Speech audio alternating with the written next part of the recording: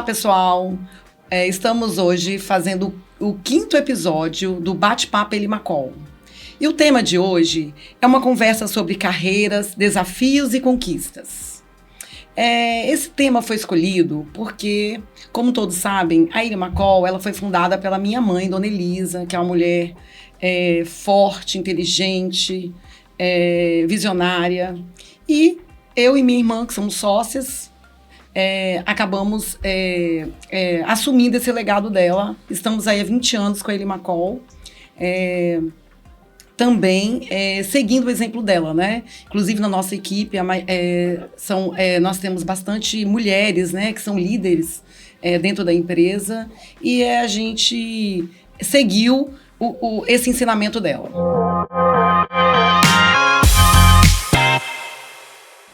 E para conversar conosco, nós temos aqui 3 pessoas maravilhosas, cada uma em uma fase da vida diferente. Nós temos a Fernanda Dalarme, que ela é uma arquiteta, está noiva. Nós temos a Larissa Zon, que acabou de casar, inclusive eu fui nessa festa maravilhosa dela, participei desse momento lindo dela. E temos a Giana Correia, que é uma nossa design de interiores, que está gravidinha do Pietro, né? E aí, meninas, tudo bem com vocês? Tudo bem. É um prazer estar aqui. Igualmente. Que ótimo. Meninas, para começar, eu gostaria que vocês falassem um pouquinho de o que levou vocês a escolher a profissão de arquitetas e, no caso da Giana, de design de interiores.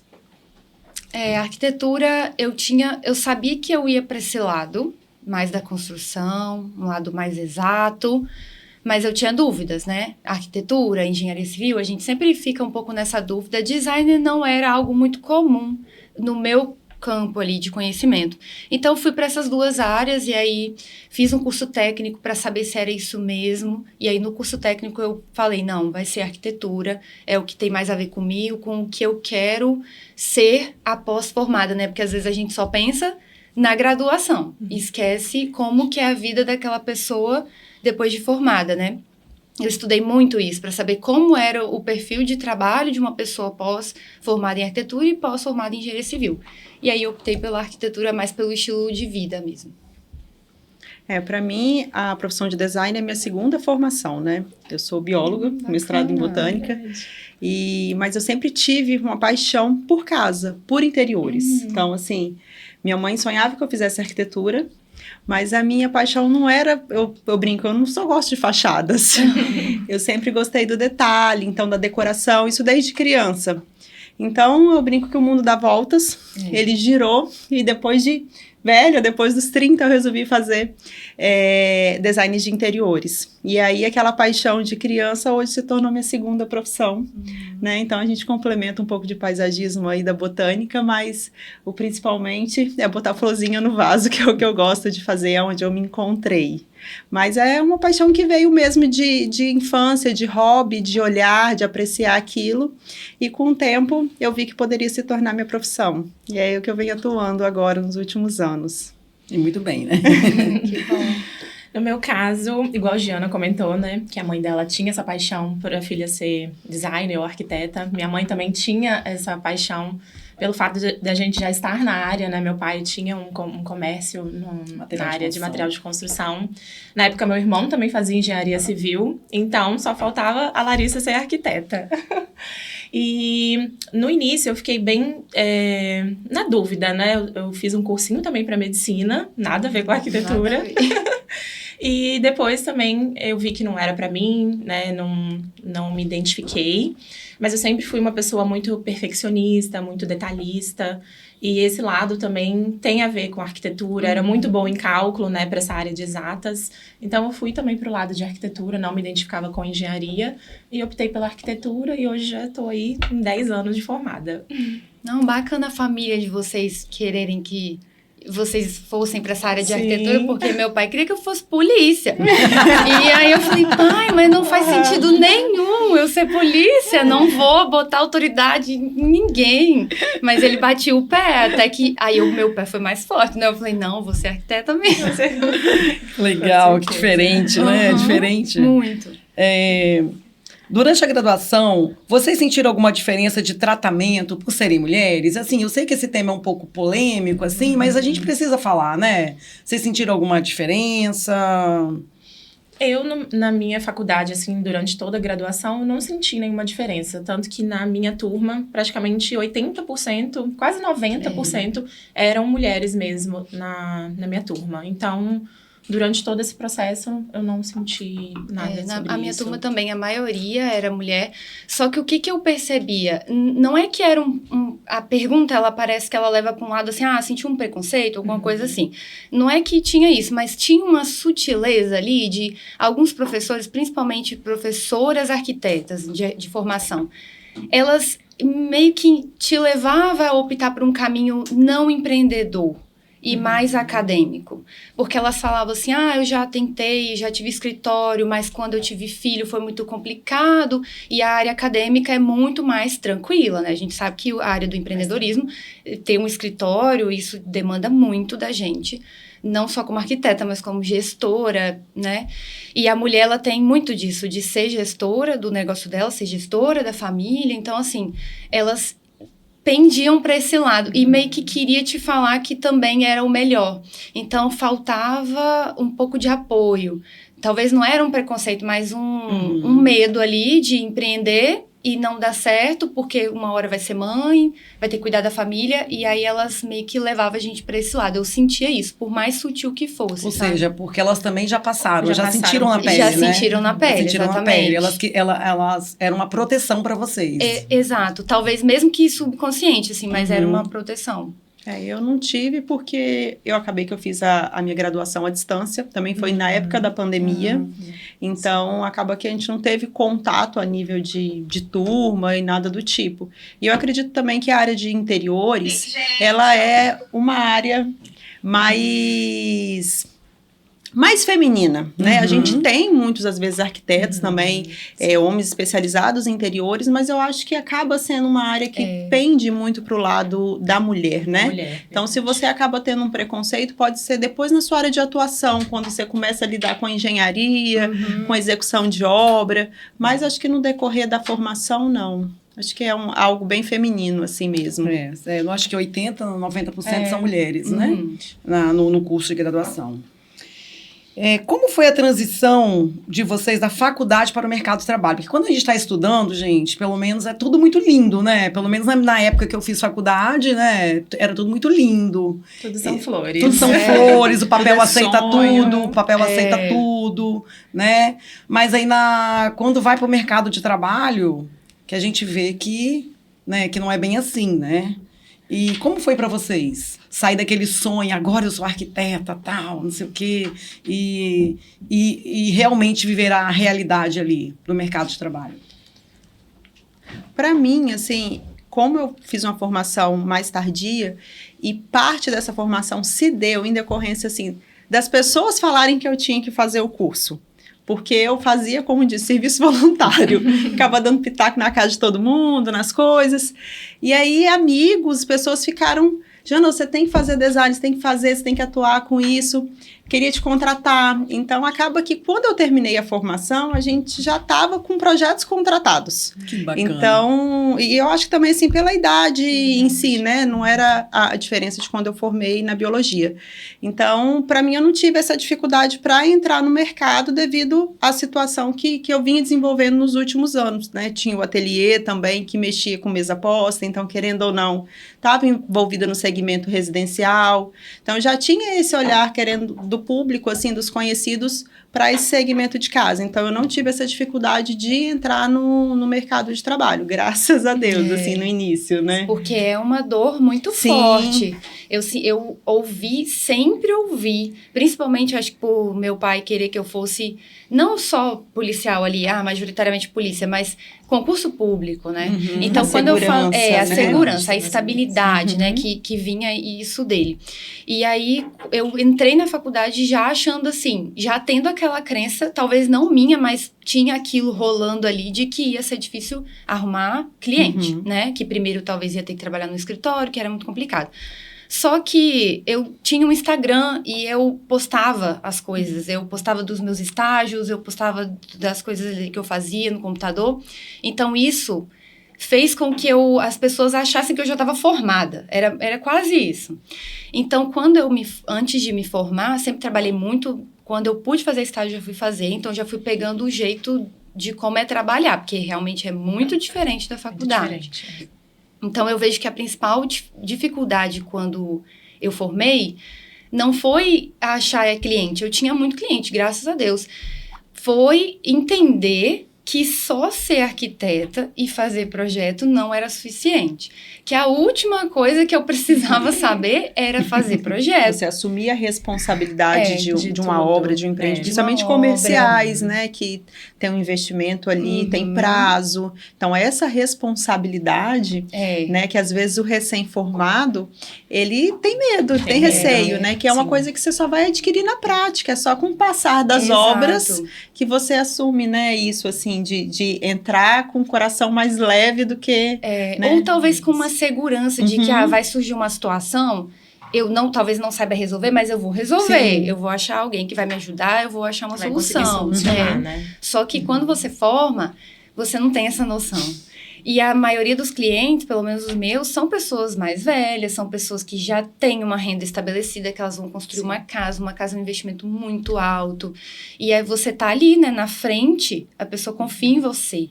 Então, acho que o maior desafio foi isso. E gerenciar um escritório, porque a partir do momento que eu falei, quero montar um escritório, eu não sou mais arquiteta, agora eu sou empreendedora. Sim. Então, tem que saber gerenciar pessoas, tem que saber lidar com pessoas, conversar com fornecedores. Cliente, exato. Marketing. Marketing, você tem que fazer tudo até você conseguir ter pessoas. Você tem que ser seu financeiro, você tem que ser seu marketing. Porque você trabalhar de tudo um pouco. Você trabalhar no escritório de alguém é uma situação, né? Você vai praticar, às vezes, a arquitetura em si. Agora, você montar o seu próprio escritório, né? E assumir toda essa responsabilidade... aí, como diz, o buraco é mais embaixo. No meu caso, logo quando eu me formei, eu era muito nova, né? Já tem 10 anos de formada. E tem a ver com o que a Giana falou, essa questão da idade, né? A gente forma e a gente fala, meu Deus, e agora, né? O que eu vou fazer? Tinha aquele medo também de montar logo um escritório, de abrir, né? Um escritório físico. E na época eu até fui fazer pós-graduação, morei fora um tempo, fui fazer um curso também em Milão, até eu conseguir, assim, entender, né, o que eu queria para minha vida. E durante a pandemia foi quando eu senti a real necessidade de ter um escritório físico, porque na pandemia deu aquele boom, né, na arquitetura, na engenharia, e foi no momento que eu falei, não, eu preciso de ter um escritório, preciso de ter um espaço para atender os meus clientes, né, um espaço confortável, aconchegante. E nesse momento eu decidi tomar essa decisão, né, de abrir o escritório. Mas eu sempre lido também com isso, né, a questão de não é só ter um escritório bonito, fazer projetos bonitos, né, a gente tem também que ter a gestão de num todo, né, e isso também é um pouco difícil, né, mas... até hoje é um desafio. Eu acho que dia a dia, né, dia a dia. É um desafio constante. E agora tá dando tudo certo. Graças a Deus. Porque, assim, a impressão que eu tenho é que as faculdades, elas não focam nessa questão de formar um empreendedor. Ela forma um arquiteto técnico, né? Sim. É a pessoa que vai saber fazer o projeto, que vai saber fazer o 3D, que vai conhecer de materiais, mas ela não tem ali um curso de como gerir, de como administrar. Verdade. Então, eu acredito que essa seja a maior dor, né? É sair formada e montar seu próprio negócio e falar, e agora? Como que eu faço isso? Que tipo de controle que eu tenho que ter? Né? Eu achei, assim, bem difícil. Eu falo que é igual andar de carro, né? A gente faz a aula, a prova, passou. Mas você só aprende depois que você está praticando mesmo. E na arquitetura também. A gente sai da faculdade sabendo o básico. Muitas outras coisas eu fui aprender durante esses 10 anos. Errando, aprendendo, até conseguir chegar também hoje, mas mesmo assim é uma evolução constante. Principalmente a gestão de pessoas, né? Nem só os seus prestadores de serviço, como as equipes que a gente lida nas obras, né? Às vezes são empreiteiros que não são equipes que estão acostumadas a trabalhar conosco. Então, para a gente fazer essa gestão, porque aí a gente entra nesse âmbito do feminino, que quando a gente entra na execução de obra, a gente entra com um público praticamente todo masculino. E aí, como eles brinco sempre, né? Lá vem a arquiteta, lá vem, tipo assim, lá vem a chata, né? Que vai reclamar de tudo e vir no detalhe para tudo. Então, lidar com essa gestão de pessoas, a gente não tem essa formação em nenhum curso. Então, é a prática que vai também ensinando a gente também até ser mais maleável, né? Entender que a gente lida com mão de obra humana, que existem falhas, que existem formas de a gente ajustar. Porque eu acho que talvez quando a gente está recém-formado, a gente começa, a gente está atrás da perfeição. E aí, com o passar dos anos, a gente entende que perfeição não existe. Então, a gente vai trabalhando isso, né? E é isso que a gente vai aprendendo só com o passar dos anos mesmo de execução ali, né? Que eu acho que é um dos maiores gargalos também. Quem, às vezes, só faz o projeto, entrega o projeto para o cliente, não executa, tem uma formação diferente, principalmente na área de arquitetura. Agora, quem executa a obra lida de outra forma, né? Realmente. Eu vejo isso que antes eu tinha estagiárias no escritório, hoje elas são formadas, contratadas, né? Mas quando elas eram estagiárias, elas falavam assim, mas a gente aprende na faculdade diferente. Eu falei assim, olha, realmente, eu também aprendi, assim como vocês. Só que na hora da obra, as coisas são diferentes. E a gente vai tentando achar o melhor jeito para se adaptar, para também não ficar aquilo muito engessado, né?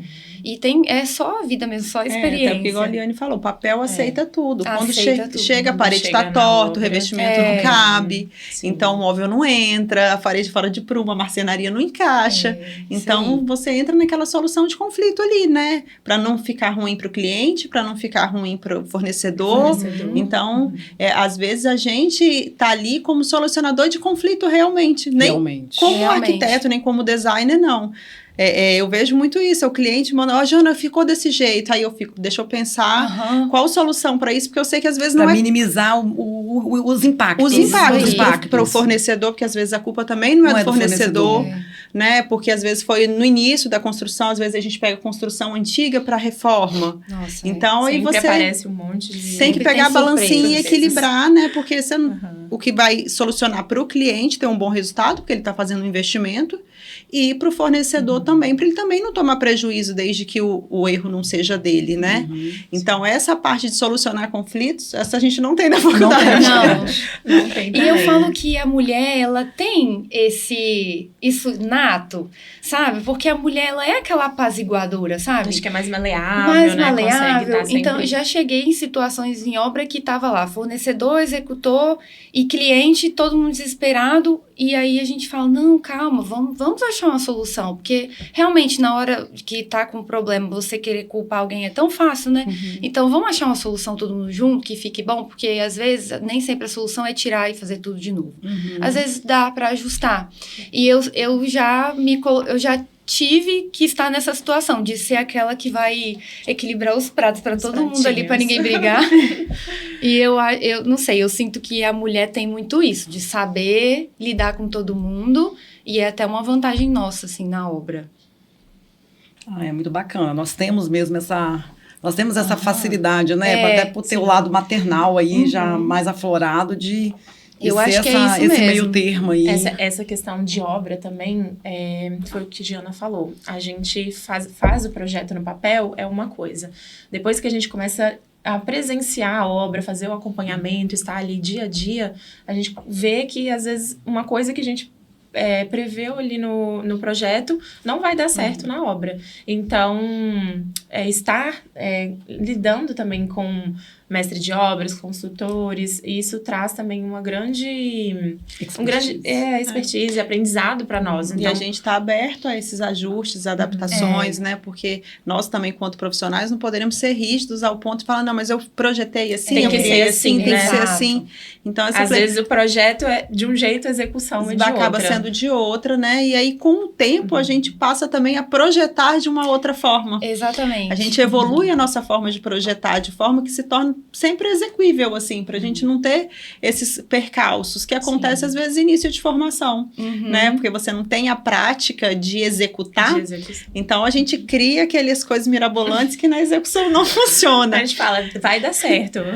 Tem Então, que Não dar, que, né? não que a gente perde a nossa criatividade, Sim. né? E nem, assim, aquela... Às vezes, sim, a gente quer inventar umas coisas mirabolantes. Só que parece que agora a gente já sabe, nossa, se eu quero inventar algo assim, eu tenho que conversar com tal fornecedor. Eu tenho que perguntar a fulano se vai dar certo. Eu tenho que ver se minha mão de obra vai me atender. Porque já aconteceu também de especificar um material e lá naquela região não tem ninguém que faz, que trabalha. E aí você tem que achar uma outra solução. Nós que estamos no interior, a gente tem essa dificuldade de prestação de serviço para certas coisas, né? Às vezes a gente vai para São Paulo, vai para o Rio, visita mostras e a gente chega lá, nossa, que legal isso, eu vou incluir isso em algum projeto e tal. Só que quando a gente chega aqui, a gente não tem o prestador para executar aquilo. Então, assim, isso já aconteceu comigo. Então, da gente ficar frustrado e falar, gente, mas é uma coisa tão simples, assim, aos nossos olhos, né? E aí você não tem o prestador de serviço que queira executar. Exato. Então, por isso que, assim, é legal a gente estar, né, sempre trabalhando em conversa com prestadores de serviço, procurar a solução antes de dar, às vezes, a ideia. Isso. Não, já aconteceu de eu abrir o vídeo no YouTube com o pedreiro lá. Falei, era um revestimento, eu queria muito fazer aquilo.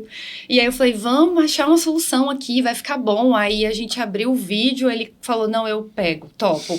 E aí deu certo. E foi a primeira vez. Então, é assim, é equilibrando, né? Bacana, a palavra equilíbrio ela tá muito presente hoje, né? Né, em tudo, né? Bacana. Meninas, mais um questionamento para vocês. Agora, em relação a clientes, vocês já sentiram que precisam provar mais por serem mulheres? No meu caso, como a gente já estava falando de obra, né? No meu caso, não específico com clientes, né? Todos os meus clientes sempre me respeitaram, não tive que provar nada nesse sentido. Mas eu sinto muito isso na obra, com os pedreiros, né? Com os mestres de obras, né? Aquilo que a Jana falou também. Ah, tá vindo a arquiteta, lá vem a chata, já vai querer mudar o projeto. Então, às vezes eles não respeitam por sermos mulheres mesmo. Eu sinto um pouco disso. E aí eu tenho que impor um pouco de limite também, de autoridade, porque muitos querem modificar o projeto, não vai dar certo, ou por ser muito difícil. Eu falo, não, tem que ser assim, vai ser assim, a gente vai seguir o projeto. E também impor essa autoridade mesmo, porque... É difícil, né, falar também sobre isso, mas já aconteceu em algumas obras, né, de você ter que pegar e falar, não, é isso e vai ser dessa forma. E se posicionar, né? Se posicionar, assim, com o cliente eu acredito que não, porque no momento que o cliente ele te procura, ele te contrata, eu acredito que ele confia no seu olhar, no seu trabalho, né, na sua expertise, né, como diz o mercado, tem muitos profissionais, então acho que no momento que ele escolhe aquele ali, ele está confiando naquele profissional. Às vezes ele questiona assim, você especifica um material, mas tem certeza? Mas eu acredito assim que não é independente do gênero, do gênero, né? ele só quer fazer o investimento dele certeiro, né? Agora, em relação à obra, às vezes acontece muito da mão de obra não saber interpretar realmente o projeto. A gente tem essa dificuldade, né? Às vezes, do pedreiro que está acostumado, só mandou lá, não, faz a parede 3x2, e aquilo ali para ele. Agora, quando ele pega aquele projeto todo detalhado, ele não consegue interpretar. E aí acaba que ele cria um bloqueio, às vezes, com o profissional, que parece difícil, que é fácil, pela falta de interpretação mesmo. E aí você chega na obra e você explica, é só isso, não dá para fazer. Então, eu acho que é esse trato, é o equilíbrio do saber lidar, porque quando você chega na obra, que você ganha a equipe que está trabalhando, aquela equipe confia em você e aí eles querem fazer o que você projetou. É verdade. Entendeu? O ruim é quando eu falo você quer entrar de embate com eles, aí você esquece, a parede vai sair torta, o revestimento vai sair mal feito. E a culpa vai ser sua. E a culpa vai ser sua. Tava no projeto assim. Em muitos casos também, a gente faz o projeto todo detalhado, né? Tanto arquitetônico quanto interiores, aquele todo detalhamento, até dos revestimentos. E eles querem, assim, simplesmente chegar na obra e fazer sem olhar o projeto. Né? A questão de alinhamento dos porcelanatos. Então, tem muito disso também, que eles têm que estar atentos, né, ao projeto, a questão de detalhamento, Porque se eu chego numa obra e vejo que tá errado, eu sou o tipo de arquiteta que falo, tá errado, pode trocar. Se meu cliente concordar que tem que trocar, então a gente troca. Mas tem muitos profissionais, atualmente, que eles vão, assim, pela cabeça deles, né? Eu vou fazer isso aqui mesmo. E aí, depois, tem essas intercorrências durante o processo da obra. Eu também não... Por parte do cliente, também não senti nenhum preconceito. Porque é igual você falou mesmo, né? Se ele procurou é porque ele confia, tem uma afinidade. Eu até falo isso na reunião de proposta. Eu falo, olha, se vocês não sentirem afinidade comigo, nem adianta, porque a gente vai ficar junto aqui por muito tempo, né? Mas eu já senti pelo fato de ser mais nova. Chegar na obra e muitas vezes o profissional que está lá executando, ele bater de frente com alguma solução que foi sugerida em projeto na frente do cliente. E aí o cliente fica assim, mas é mesmo, eu não tinha pensado nisso. Aí você tem que vir com a justificativa. Eu coloquei isso por causa disso. Aí ele entende. Tá, entendi. Mas às vezes, né, quantas vezes eu já recebi mensagem falando, mas o meu pedreiro falou tal coisa. O que você acha, né? Isso é muito chato. Isso é muito chato, porque é aí que, assim, no sublime ele tá te contrariando, ele tá duvidando da sua capacidade de projeto. Então, é onde você tem que ir também mostrando, olha, eu tenho conhecimento, eu coloquei isso por causa disso, disso e disso. Não foi da cabeça, não é meramente estético, né? E sempre explicar ali pro cliente, e sempre ir se posicionando, que aí até o cliente vai te tomar como autoridade. A mão de obra, ela sempre pensa pelo lado mais prático para ela. E ela certeza. não tá errada, né? Então, se a gente tem que estar muito embasado do que a gente propõe para justificar realmente, né? Para o cliente, não, eu especifiquei isso, eu escolhi isso, a gente fez isso. Em virtude disso. Exato. E aí o cliente vai entender, só que é muito chato isso quando, às vezes, né, a equipe ali que está trabalhando, o prestador de serviço, vai lá para o cliente questionar o seu projeto, simplesmente vai ficar mais fácil para ele. E aí gera esse conflitozinho que cabe mais uma vez a gente entrar na gestão e mostrar por quê, né? Por quê? Já aconteceu comigo em uma obra que eu queria que o vão fosse aberto, né? Como se ficasse em balanço. E o pedreiro falou que não tinha como, de forma alguma, fazer o tamanho, né? Aquela metragem de vão. Eu falei, tem como. O engenheiro também falou que tinha como. Mas por facilitar a obra, ele queria o mais fácil, o mais prático. Não, vamos colocar um pilar aqui no meio. Eu falei, a gente não vai colocar um pilar. E isso também o pedreiro ficou, assim, induzindo o meu cliente a colocar esse pilar, né? E eu falei, não, dá certo, tem como, a gente faz uma viga invertida, tem como fazer uma estrutura melhor. E no final, assim, eu consegui convencer o cliente que não era necessário aquele pilar ali. E então, isso também, o cliente tem que ouvir também o profissional que ele contratou, e não o pedreiro ou o construtor. Às vezes ele tem mais tempo de trabalho, né, anos também trabalhando mais do que nós, mas a gente também tem um lado mais mas hoje tem tecnologias, né, que também auxiliam, né, para às vezes fazer diferente do que ele tá fazendo há tantos anos, né? Mas eles também não se especializam tanto quanto nós, né? A gente se descabela, chora, fica louco. E aí, quando passa alguns meses, fica tudo pronto, bonito, a gente esquece tudo aquilo. Acho que é igual parto. É igual parto. É igual parto. Então, todo mundo tirando foto, todo mundo ficou amigo, o resultado ficou maravilhoso. Todo mundo ficou amigo, exatamente. E aí, no final. Mas isso demorou alguns meses, às vezes anos. Mas no decorrer, entendeu? Entre mortos e feridos, sempre sai todo mundo bem. Que ótimo, meninas. Então, como eu disse no início, cada uma de vocês está vivendo uma fase diferente. Uma está se preparando para casar, a outra está recém-casada, a outra já está casada há um tempo e agora esperando o primeiro filho. Como que vocês estão conciliando a vida, a carreira de vocês com esse momento que vocês estão vivendo de família, de ter a própria família? Como que vocês estão fazendo? Gente... Se eu soubesse que montar um casamento dava tão trabalho, eu tinha tirado um pouco de projeto do cronograma lá, mas eu falo que tudo são fases e, assim, eu acredito muito que Deus prepara a gente para todas as nossas fases. Então, desde que a gente firmou, falou, não, vamos noivar, eu sinto que o caminho todo está sendo preparado para montar uma família, para depois, no futuro, se Deus quiser vir um filho também. Então, eu falo que o momento está sendo... esse momento de preparar o casamento está sendo um momento também de botar na Desafiador. consciência de que eu vou criar uma família. E que isso vai demandar um tempo meu. E que, às vezes, esse tempo vai ter que ser também uma prioridade, não só o meu escritório. Então, eu acho que eu tô nesse caminho aí, nessa transição.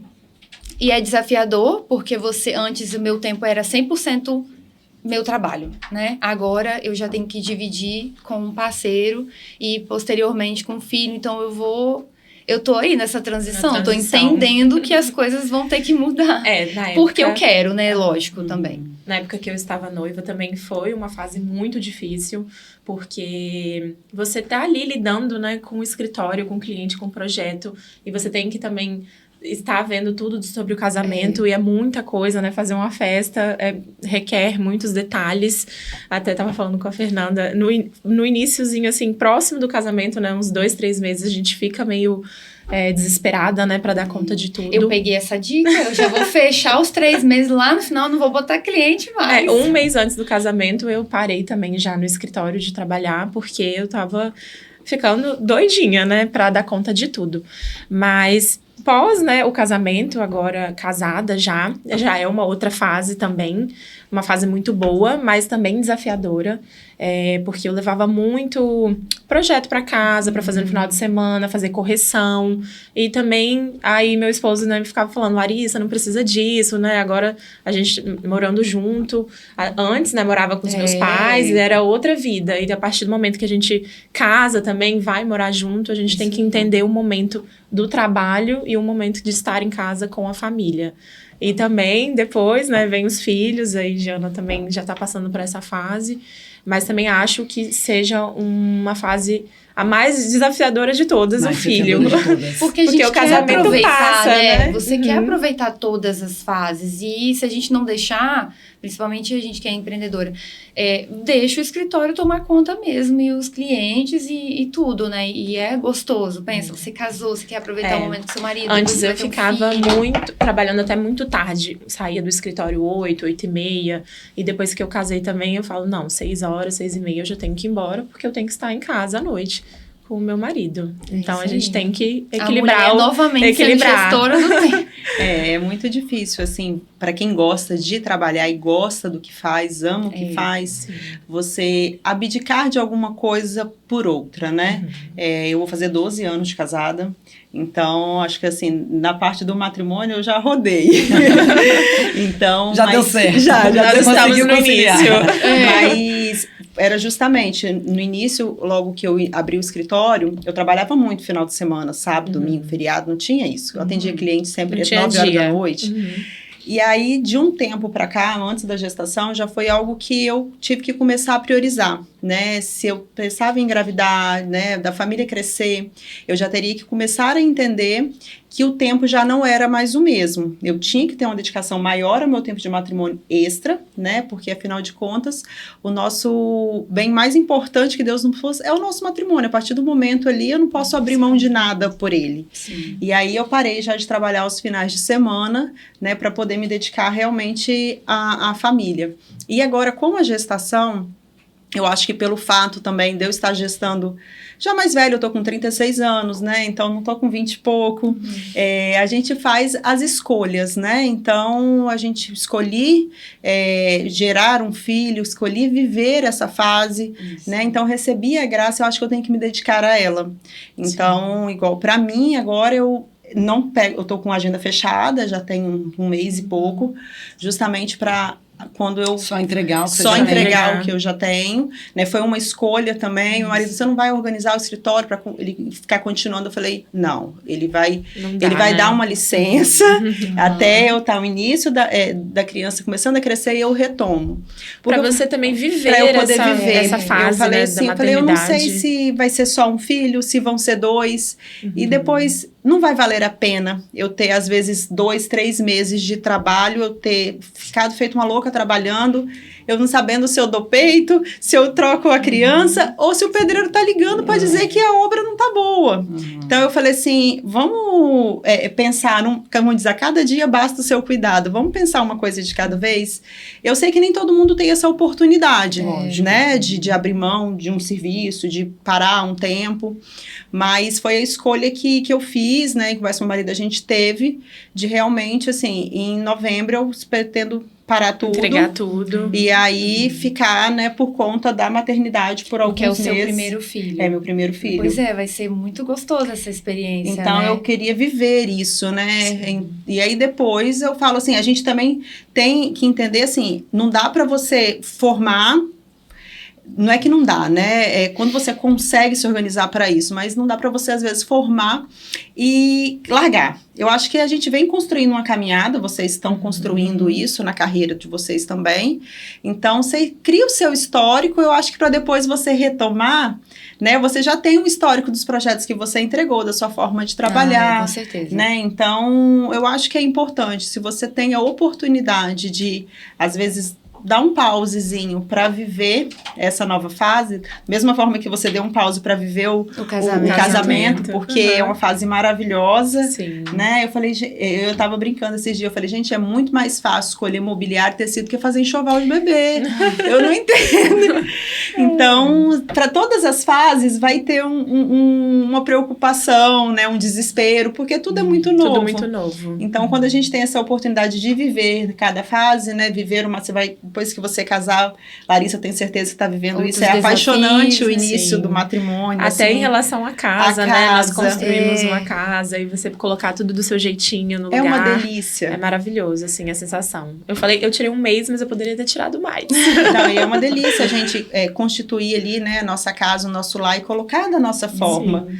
Porque, às vezes, você atropela essa fase, né? Você não vive isso e você nem tem memórias disso. E eu acho que isso você vai levar para a vida inteira, vai levar para a criação do filho, né? São os hábitos que a gente tem no dia a dia. E acaba não curtindo, né? Os momentos, as fases. E é muito importante, assim. Então, para mim, agora, eu vou dar um pausezinho na época que tiver quase para nascer e no início, para poder me dedicar realmente a essa criança, assim, inicialmente, assim. E aí, depois a gente retoma. E eu acho importante destacar até um assunto um pouco polêmico também, porque nos dias mais atuais, a gente vê muito as pessoas colocando esse tempo que a gente tira para organizar um casamento, organizar a casa, ter uma maternidade mais tranquila, como algo ruim. Sim. Sabe? Como, nossa, você vai deixar de trabalhar, você vai deixar de alavancar o seu negócio porque você porque você vai engravidar, porque isso é péssimo. A mulher, né, coloca isso como algo ruim da mulher. A mulher ter que lidar com essa situação ruim. Mas não é ruim, isso que é o gostoso do nosso papel. Eu vejo que dá para fazer tudo se você escolher assim. Porque tem muitas mulheres que escolhem não ter filhos e querem só trabalhar e dedicar a carreira, ótimo. Mas a partir do momento que você pode ter essa escolha de cuidado da família, de ser ali a pessoa, né, que vai cuidar, que vai receber seu marido em casa, que tem um trabalho também, mas consegue investir também tempo na família, não só no trabalho, né? Eu acho isso muito gostoso, um privilégio nosso mesmo. Assim, vocês falando, sabe o que me vem à cabeça? A palavra liberdade de escolha. Exato. Eu acho que isso é muito bacana, porque nós mulheres conseguimos, né? Ter essa liberdade. Então, quer dizer, antigamente, na época das nossas avós, da minha avó, por exemplo, que eu sou mais velha que vocês, a minha avó era dona de casa, ela ia pra roça ajudar meu avô, tá certo? Mas, apesar da minha família de mulheres matriarcais, né? São mulheres fortes, geralmente, que dominam, mas não eram muito a realidade de todas as mulheres. Eram mulheres mais submissas. Ou seja, elas eram obrigadas a ser donas de casa, cuidar de filha, cuidar da casa. Já, por exemplo, a geração da minha mãe, ela já teve que ir para o mercado de trabalho, mas por uma forma como? De ter que ajudar, né? Por obrigação. Complementar. Então, assim, ouvindo aí vocês falarem, as falas de vocês, isso me deixa feliz, alegre, porque houve uma evolução. Porque, assim, tipo assim, há uma escolha. Quem quiser escolher a carreira e não ter filho e focar 100%, ótimo, tá bem assim, tá feliz assim, ótimo. Quem, como vocês, escolhe ter uma vida familiar, ali ter um tempo para cuidar do marido, do filho, da casa, tá feliz assim, ótimo também. Então, é um motivo de alegria para nós mulheres sabermos que a gente, né, hoje a gente tem a escolha, a liberdade da escolha. Né? Gente, aí eu precisava claro que eu conheço a história de cada uma de vocês, né, com a Eli McCall, mas eu quero que vocês contem para os nossos... Para quem está nos assistindo, como que vocês conheceram a Eli McCall? Quem tem mais tempo aqui com a Eli McCall?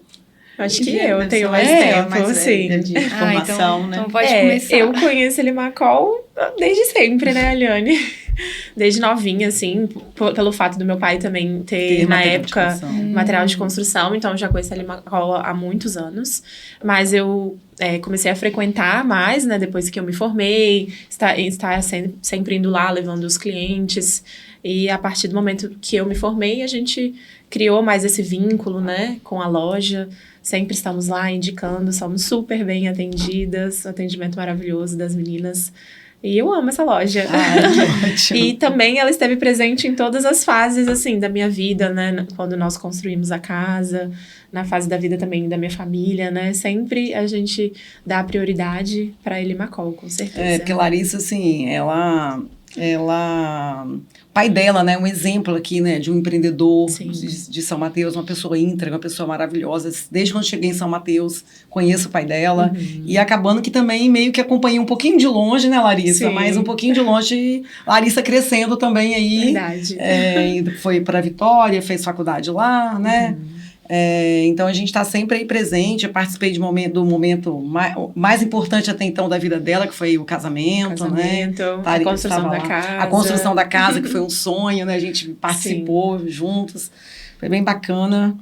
E a Eli McCall, ela é referência, né? Assim, acho que aqui na cidade, como diz a Eliane, ela assumiu há 20 anos, né? E já é algo que vem herdado da mãe. Então, eu acho que todo mundo que é da região, né? Todo mundo conhece a Eli McCall. Sim. Então, e a gente que gosta de um negócio mais detalhado, a gente só encontra no Eli McCall. É verdade. E aí, como diz, as meninas que brincam, nossa, só vem com revestimento que não tem, né? Assim, nunca tem no pronta entrega. Porque a gente vai pra fora, olha o que é novo, olha o que é lançamento, que é diferente, aí a gente vai lá perguntar, consegue encomendar? Quanto tempo? Então, é onde que a gente consegue esse socorro, né? E de saber que a gente pode contar realmente que, às vezes, o material vai chegar e eles vão guardar no depósito para quando o cliente precisar.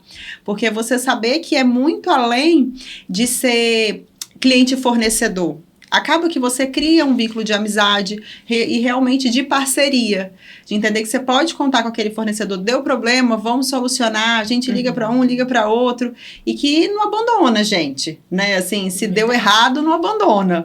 Então, vamos tentar atrás da solução. Porque, às vezes, alguns lojistas, eles querem vender. Né? Ele vendeu, a partir do momento que o cliente comprou, ele esqueceu de você. Se chegou quebrado, se deu errado. E isso não acontece com a Eli McCall. Né? A gente sabe que a gente liga para Yasmin, liga para Rose, e liga e vai, e assim, e acontece, sabe? Estão sempre ali para dar esse suporte. E eu acho que isso faz diferença, é o que faz a gente iniciar um processo de parceria e permanecer nessa parceria ao longo dos anos, né? É saber que a gente pode falar para o cliente, pode confiar.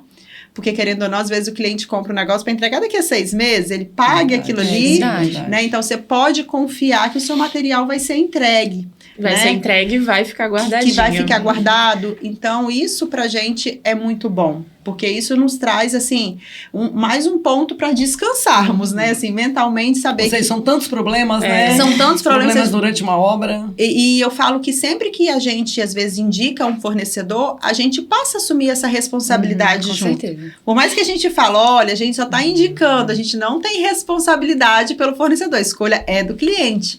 Mas a partir do momento que ele escolhe o fornecedor que a gente indica, a gente assume, a gente fica com aquele peso junto. Então, é muito bom a gente saber, por exemplo, que igual a Elimacol, a gente pode confiar, né? Que o cliente vai adquirir o produto e que vai chegar esse produto para ele. Então, eu acho que assim, hoje é a nossa referência aqui em São Mateus, em toda a região, né, de materiais de acabamento que a gente precisa de diferente. De tudo. É quem vai conseguir pra gente. De tudo um pouco. E isso também, o fato de ter o galpão, né, onde fica armazenado os produtos, conta muito também, né? As outras lojas não têm isso. Então, às vezes, o cliente ele quer efetuar a compra, quer finalizar, mas ele não precisa do material naquele momento na obra. Então, o fato de estar ali, né, guardado e saber que você vai receber posteriormente tudo direitinho, conta muito para o cliente também. Às vezes ele quer aproveitar uma promoção, ele não tem como levar para a obra o revestimento. Não tem como levar na hora. E aí saber que, né, que ali ele armazena, que guarda para o tempo dele, da obra dele, isso é sensacional. E para complementar a fala de vocês, que eu concordo com tudo que foi falado, né? Eu sinto que o importante também, que vocês fazem isso com maestria, é receber bem o cliente, sabe? Porque, assim, a gente se preocupa tanto em tratar bem o cliente, receber ele no nosso escritório, tratar bem, oferecer uma excelente experiência. E quando ele vai para um fornecedor, a gente quer que ele tenha uma experiência muito boa também. Então, eu já tive vários clientes que falaram assim, nossa, mas eles atendem super bem, tinha um café para me receber. Nossa, como ela é atenciosa, a vendedora. Como que ela é atenciosa. Eu pedi, ela trouxe o revestimento, colocou. Isso faz muita diferença. Porque, pensa, eu não vou levar meu cliente num lugar que vai chegar lá, não vai ter ninguém para atender ele vai ser mal recebido, a experiência dele vai ser horrível. E ele tá fazendo a casa dele. Ou seja, a extensão do seu atendimento. É a extensão do meu atendimento. Então, eu sei que com vocês eu posso confiar. Até se eu não puder ir, não deu para eu ir, mas meus clientes estão indo aí. Vocês recebem para mim, eu posso ficar tranquila. Eu sei que vocês vão receber da melhor forma. Se não achar o que eu indiquei lá no projeto, vai ter uma substituição que ele vai ficar igualmente feliz, né? Eu tive clientes que deixaram de fechar com amigos, fornecedores, porque na Elimacol tinha tudo que eu especifiquei e porque o tratamento foi diferenciado. Então, assim, podem comemorar, porque eu já recebi esse depoimento. Eu queria até ter gravado para depois mostrar para vocês, mas foi isso que ele falou. E como a gente vem de outra cidade, eu sou de Nova Venécia, às vezes tem esse desafio também. Como que eu vou convencer o cliente de ir lá para São Mateus, por mais que é perto? Mas aí tem isso. Primeiro, o estoque, né? Primeiro que vocês não limitam nossa criatividade, porque já aconteceu também de fornecedor trabalhar com aquela marca, mas botar 1000 dificuldades para pedir aquele produto. Né? E vocês nunca mostram dificuldade. No máximo, talvez, essa peça vai chegar com tantos dias. Essa é a maior dificuldade. Agora, pedir, a gente vai pedir, vai dar um jeito. Então, assim, isso foi um diferencial enorme para mim. Que ótimo, meninas. Meninas, sempre nós que somos leigos, né? Eu me incluo também, a gente tem uma dificuldade de entender qual a diferença entre arquitetura e design de interiores. Tem como vocês explicarem para o nosso público? Eu brinco que, assim, eu como designer de interiores trabalho da parede para dentro. Então, assim, a gente não sobe parede, mas da parte de revestimento, forro, iluminação, toda a parte de acabamento é a parte de interiores, né? Então, assim, a arquitetura faz isso também com a arquitetura de interiores, né?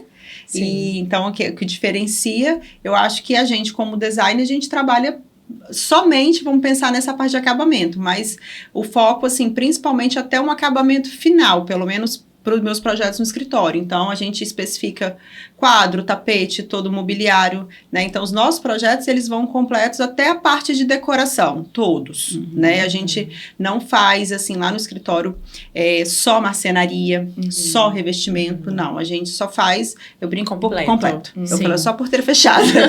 O ideal seria ter o engenheiro, o arquiteto e o designer. Trabalhando juntos. Trabalhando juntos, para você ter algo completo, fechado. Porque, igual a arquitetura, faço todo o escopo ali, o arquiteto define toda a volumetria, juntamente com o engenheiro, que ajuda bastante a gente, e eu fecho até a marcenaria. Então, escolher um quadro, escolher um tapete, a gente ajuda ali o cliente, mas não é a nossa especialidade. Para eu saber indicar o melhor tapete, o melhor tecido, eu preciso buscar essa informação com alguém e acabo deixando para um fornecedor. Então, se o cliente fechasse comigo e depois tivesse um trabalho de um design, a casa dele ia ficar completíssima, né? Para atender a necessidade dele. Então, eu vejo que essa é a principal diferença, a gente trabalha até o final. Às vezes tem lojista, assim, que é parceiro nosso que brinca. Eu conheço mais os catálogos do que eles. Aí, ó, tá vendo? Porque eu falo, gente, a minha função é o dia inteiro levantar mobiliário, assim, trazer um novo para o cliente, né? Então, escolher o tecido, né? Raramente a gente pega um mobiliário que está no pronta entrega, que está no mostruário. Então, a gente está fazendo o pedido, fazer a escolha sempre, de o nosso tudo. é sempre encomendado, porque a gente escolhe tecido, né? Escolhe telinha, cor, madeira, porque cada projeto é único. Então, por mais que ele pegue o mesmo produto, mas o acabamento vai ser sempre diferente. Então, a gente tem uma energia a ser gasta com isso, né? E tem que isso vai estar conectado com a arquitetura em si, né? Porque vocês vão fazer um projeto arquitetônico com um estilo específico e o interior ele tem que estar de acordo com a arquitetura, né? Então, tá totalmente correlacionado. Porque às vezes a gente chega a alguma residência que a casa, um exemplo, né? Super clássica, neoclássica, e aí o mobiliário é super contemporâneo, ou vice-versa. Porque às vezes o cliente ficou sozinho para escolher. Não conversa, né? Então, o estilo da assim, casa. Eu não solto a mão do meu cliente, não. Enquanto estiver pronto, às vezes passa 1 ano, 2, a gente tá terminando de mobiliar a casa. Imagina. Mas porque eu falo, gente, só vai estar pronto quando eu vim botar os vasos no lugar, os vasinhos de planta. Essa parte de interiores, no escritório nós também fazemos, né? A parte de interiores, mas não a ponto desse final, né? Como você falou, de escolher um quadro. Eu faço a consultoria também, né? Ir na loja, escolher os detalhes, mas a gente foca mais na arquitetura, na parte geral da obra, né? Faz o briefing inicial e faz o projeto de interiores no total, né? Tipo, marcenaria, marmoraria. No genérico, assim. Isso. Mas a decoração, eu falo que é a cerejinha do bolo, né? De todos os projetos. Ela que dá o toque final para que tudo, assim, saia como planejado, uma coisa né? complementa a outra. A gente fez uma clínica que ficou impecável, modéstia à parte, mas a parte ali, a arquitetura, a escolha dos revestimentos, a escolha da iluminação. Ficou lindo, maravilhoso. Aí veio o designer, veio a produção. Nossa, eu falei assim, você transformou, você pegou o meu projeto que eu já achava que estava bonito e fez ficar muito mais bonito. Ele escolheu as peças certas, sabe? A gente, principalmente nos projetos comerciais, né, que a gente vê esse resultado, assim, mais rapidamente, né? Porque no residencial, o investimento é alto, ele vai fazendo aos poucos. Demora muito mais tempo. Agora, no comercial, eu brinco, o que o cliente não adquirir até o dia da inauguração, ele não compra mais. Esquece que ele não compra mais. Então, nos comerciais é onde a gente gasta realmente essa energia de produção. Porque é o que faz a diferença. E consegue produzir no total, né? É fazer a produção do ambiente mesmo. Botar florzinha em cada coisa, especificar cada coisa e ir lá alocar aquilo no espaço. Então, é o que traz o diferencial, assim, nos projetos, principalmente comerciais, que aí você chega e você olha e fala, você vê a transformação. Então, essa produção é uma etapa muito importante. Assim, eu também não faço só a etapa de produção. A gente tem uma procura grande para isso. Às vezes, de clientes, né, que fizeram o arquitetônico, assim, fizeram a parte de acabamento toda, às vezes até comercial, com algum outro profissional, com engenheiro, com arquiteto, e que queria só a produção. Aí, assim, eu não faço. Porque, justamente, eu acho que está tudo muito conectado. Então, o olhar que você bota para esse material de acabamento, por exemplo, principalmente a iluminação. Eu só faço iluminação quando o projeto já está até com os vasos, as plantas no lugar. É onde eu trabalho a iluminação. Porque ela focada, né? Ela tem uma justificativa para cada coisa, né? E aí, você chega num local que tá lá, às vezes, vários painéis de LED. Não tem a iluminação que você imagina. É difícil. Já tá pronto, né? Aí, assim, hoje a gente só faz se a gente pegar o pacote, né? Legal. Porque eu acho que a iluminação é a cereja do bolo, tá? Você pode fazer o melhor projeto de interiores.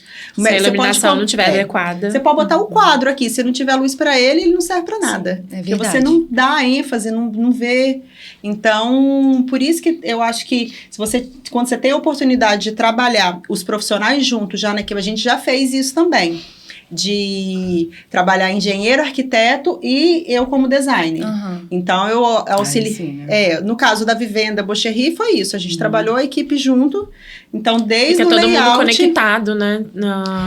Desde a reunião para layout, a gente trabalhou todo mundo junto. Nossa, fazendo bacana. essa escolha. Pra gente ter o resultado que a gente tem. Porque depois é retrabalho, né? Quebra isso, podia melhorar nisso. E a gente interfere no trabalho do outro. Não é uma coisa legal. Exato. Às vezes, chega algum cliente no escritório para fazer a parte de interiores. E muitas vezes o arquitetônico já está pronto. E a gente tem que modificar o arquitetônico. Alguma parede que não ficou no local que deveria estar, uma janela que ficou maior e a gente tem que diminuir um pouco a janela por conta de uma bancada ou de um armário que precisa, né, de uma parede para estar fazendo o alinhamento. E também não é legal, como você falou, a gente mexer no projeto de outra pessoa. Eu também gosto no escritório de fazer completo, né, tanto arquitetônico quanto de interiores, que a gente já fica com uma linha de pensamento contínuo. E assim, eu falo que a casa, ela acontece de dentro para fora, né? Quando a gente lida com o sonho do cliente, às vezes o cliente tem um sonho de ter uma mesa de 10 lugares. Ele precisa de um espaço para alocar essa mesa. E às vezes ele contratou alguém que ele não falou que ele queria uma mesa de 10 lugares. Ou a pessoa não perguntou. Ou a pessoa não perguntou, né? E aí, quando você chega para fazer essa parte final, vamos pensar, só cabe uma mesa de 6. E aí é onde você frustra o cliente, porque ele queria de 10. Então, eu acho que o projeto arquitetônico em si, ele tem que nascer de dentro para fora. Nossa, então, com certeza. Qual o seu sonho? Você quer ter uma poltrona enorme, um lounge? O que você necessita, né, para poder vocês fazerem a parte da arquitetura? Nossa, faz muito sentido, porque lá na primeira reunião, para conversar com o cliente o que ele quer, eu faço essas perguntas. Você quer um mobiliário assim, assim? Aí, às vezes, ele não entende. Por que ela tá perguntando do mobiliário, sendo que eu ainda vou construir a minha casa?